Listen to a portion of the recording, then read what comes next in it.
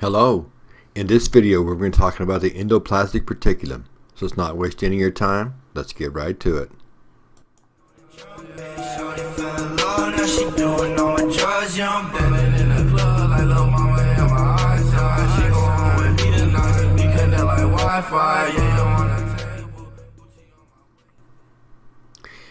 Now, when we're talking endoplasmic reticulum, where we're going to start the conversation is mentioning the endomembrane system. The endomembrane system, you may be familiar with this, you may not be, but it's a club, okay, and it's got select members. Not everybody gets to be in this one, but the select members are members of the system of making proteins, or at least processing proteins.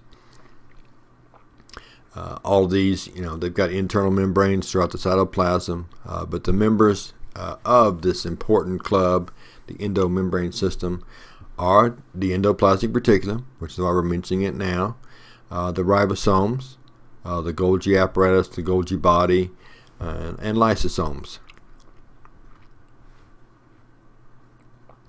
So, and they're important because through some process, whether it's the ribosomes making it, the endoplasmic reticulum processing them, the Golgi apparatus, Golgi body, packaging them up, getting them ready for transport into the vesicles, or if you're the lysosome, you've got to come in and one's broken down, clean it up, and get that thing out of the way.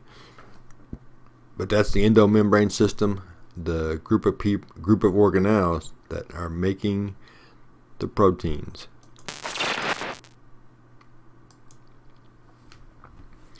All right, continuing with the endoplasmic reticulum, we'll start with the rough ER, RER.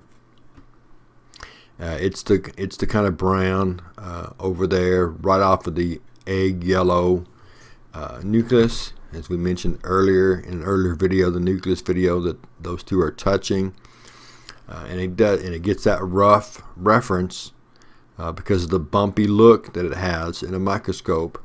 And that's from the ribosomes being attached. And so those ribosomes are attached, they're making proteins, and then they enter the rough ER to be kind of processed, finished up, before they make their way to the Golgi body, Golgi apparatus.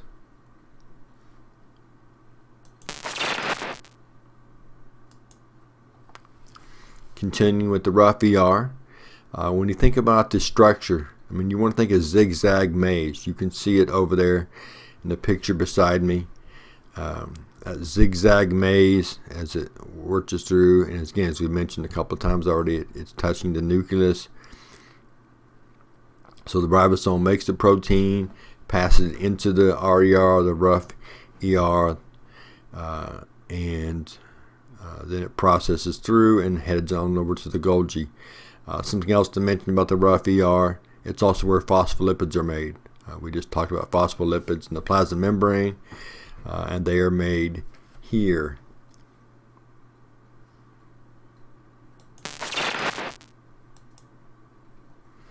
Okay, continuing our talk about endoplasmic reticulum, and in this one we'll talk about the smooth endoplasmic reticulum. If you look at that picture, they are to the north. They're on top or above in that picture of the rough ER. They kind of look like organ pipes. Organ pipes is probably a dated reference. When I was young, that was popular in churches to have, and I don't know if that still exists or not.